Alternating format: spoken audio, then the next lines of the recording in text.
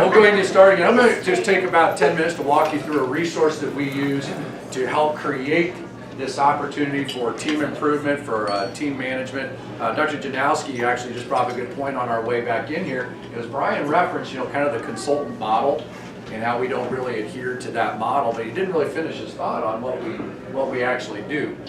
This system here is something that we utilize to help build these systems out within your practice. So, but we train and provide services in one of three ways, and one of those ways is we do come in office. All right, so we do live training with practices, but it's every single month, right? So rather than the typical model, which is every like 4 months, 6 months, or you go fly to their facility or whatever the case is, you drink from a fire hose for 3 days, and then you try to figure things out, right? We don't think that works very well because it doesn't create the consistency, it doesn't create the continuity, and it doesn't create the accountability. Okay, so when we do this type of resource, we come in office and we do it every single month. So that's one way we go about things. Second way we go about things is through go-to-meeting trainings. All right, so we get a team or a group of your team online together. Maybe we're doing like phone training with your team. Is we get them all online together and we do a go-to-meeting training. We do that repetitively. Typically, like if we're going to do phone training, it's about every 2 weeks. All right, so we got to have that consistency. You'd be surprised how effectively role plays can be done through a phone. Works very, very well. But we keep doing it until it's reached a standard of excellence, right? So whatever that topic may be. And then the third way is using this digital resources we see right here. All right, and so we call this our practice growth platform, and it's just a vibrant tool that allows us to house the content that the commercial-based content, all these things that Brian's been talking about or is going to talk about, we house that within this platform so that you can utilize it at any moment within your practice and with your teams. So if you even set up just a lunch and learn and you want to go over some ideas about the new patient welcome, right? So Brian referenced like the new patient welcome email, right? Building that out, the concepts are embedded in here so you can work with that portion of your practice to build those ideas into effect. Right? Maybe it's your financial expert. We maybe brought on a new financial expert and they need to get caught up with the strategies that we've already coached the others with. Right? So now we go ahead and they go back through the modules that are in here. Right? So I'm going to give you just a quick tutorial in here. So as I mentioned, what we do for our personal benefit is we build our content into this curriculum folder of the Resource Center. So this is a practice we work with in Minnesota. And you can see all the modules that we coach to are built right here into the curriculum. So if I open up the telephone training and I can go into the new patient telephone call, there's 6 videos built in here that are the different steps, the different flow of our new patient telephone call. All right, so when we work one-on-one with our practices, this is what we're training to, but this is also now resources to help them to become even better at it and create the consistency and accountability. So let's say that we had our front desk team training on the transition, right? That'll make more sense in about 2 minutes when we listen to a mystery call. But they've gone through this, what is this, about a 3-minute video, and then they click here and they say, okay, now that I've gone through the material, I'm going to take the lesson, right? Because there is no training.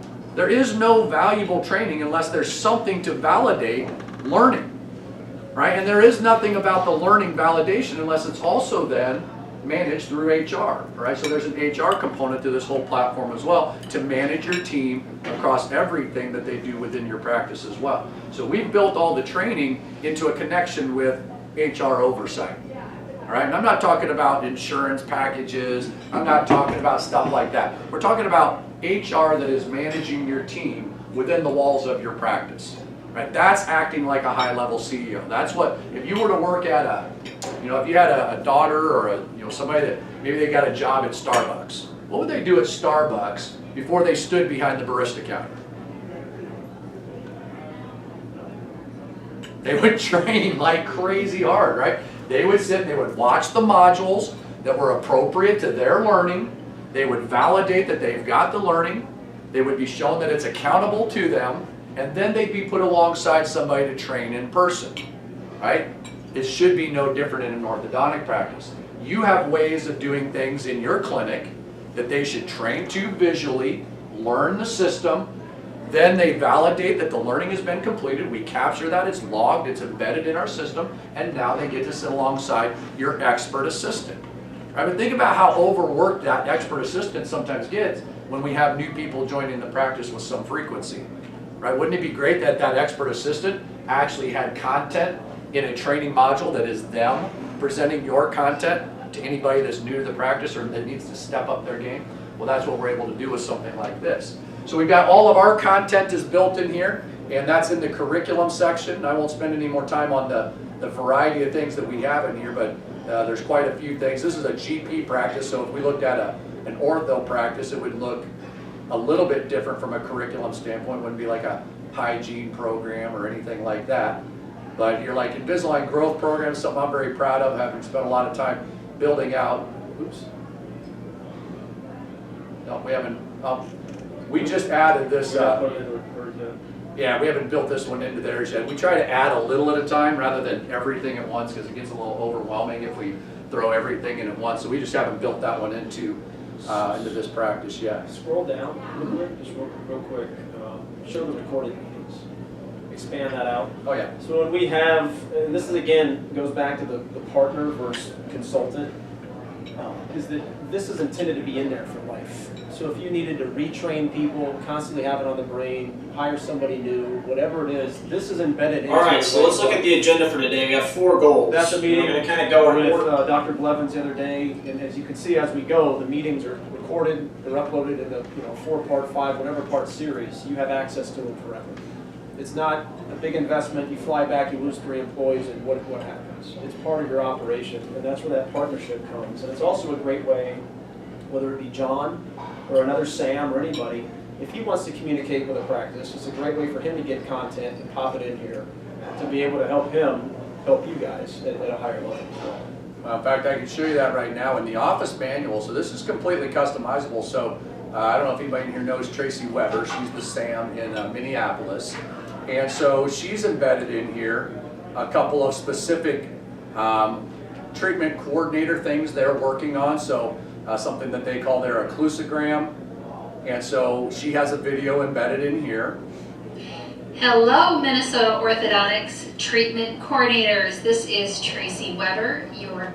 All right, so they gave her access into here as an employee of their account, so that as things that are happening with different partners of your business, that stuff can be captured in here for permanent record for ongoing training towards, okay? And the same can happen with you guys. So if we look up here, operating protocols, clinical, right? So what are the tray setups that are unique to Dr. Blevins? If we go to their attachment setup, okay, so everything that is your practice, take a picture of it, take a video of it, write it out in document format, right? But now as somebody is coming aboard or is needing to step up their level of expertise, they have content that is specific to your practice. And everything's tied to HR, as I mentioned. So I go in here, I review the attachment tray setup, and I mark it as read. And now that's captured into my HR file that I've completed that topic, and anybody that's in a managerial position in the practice can see that's been accomplished per that individual. Okay? It's embedded into the HR executive's library. Okay? And these can be built out however you like. So you go to operating protocols, add a new section, right? Whatever it is, I'll just call it braces. All right, so here we go.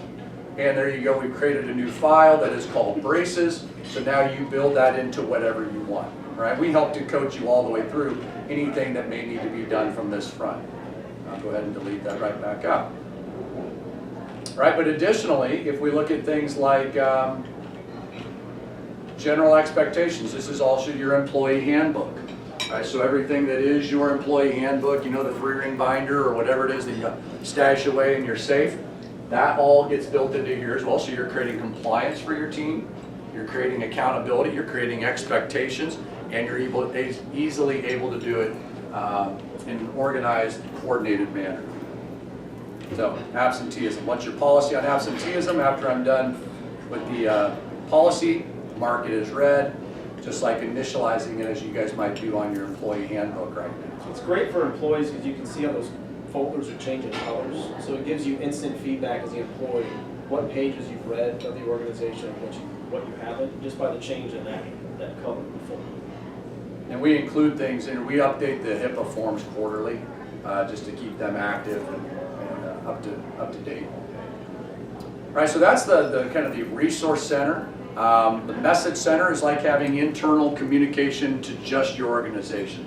So email gets a little bit messy, a little convoluted. This message center allows you to just communicate with just your organization. So whether that be things like an email, or the right side, the chat messengers, more like sending text threads back and forth with your team members. Task manager, again, from an accountability standpoint, the task manager helps you to build out what are the tasks that need to be done intermittently or frequently, right? So you can say, I need uniforms to be ordered on Friday. It's created as a task, it's assigned to one of your employees, and it's on their to-do list. They get it done, they check it off, and it's captured into their HR file as completed. Right, so just again, it's that accountability factor that is running a high-level organization. Okay, and then I won't go too deep into the HR section here because this is an active account, but the administrators would have access to then go into each employee's unique file and be able to do performance reviews, be able to do write-ups or warnings, anything that needs to be captured, something that was necessary to be captured from a protection standpoint to make sure that you're covered should there need to be any termination or whatever the case may be. That is all captured within here. The curriculum that I was taking tests earlier when you saw me doing the test on the phone calls, that's captured under their curriculum folder, all their scores are. Any behavior that that employee has within this system is captured into this HR folder, right? So whether that be training that you want them to be responsible toward, whether that be the communication you want them to have with each other across your location or a group of locations, whatever those behaviors are captured within this system. And anything you have already existing can be built into the HR forms, your W-2s or whatever documents you may have that already exist can easily be put in there as well. Okay, so mostly we use this because it's a resource for us to deliver content that is our training services, but it's also a resource that our customers get to use to help manage their business and coordinate their practice in a lot of ways. Really a multi-location stream, but it also allows a single practice operation to have the same tools and multi-parts. It's the same thing Starbucks uses to run their organization. It's the exact same thing. It's quote-unquote dumbed down to where you're not paying $3 million a year for it like Starbucks does. And basically it's a philosophy we have as a company, is that everything matters and everything needs to be housed in one place. If you're paying one company to do marketing, another to train, another to do postcard, whatever it may be, if you're paying 10 different companies, the issue with that is not one of those companies is working in harmony with the other to ensure everything inside your organization works in harmony. So this right here brings everything under one umbrella, your entire business, makes it digital, and ties it in with HR. Because again, you saw that on the inside-out approach.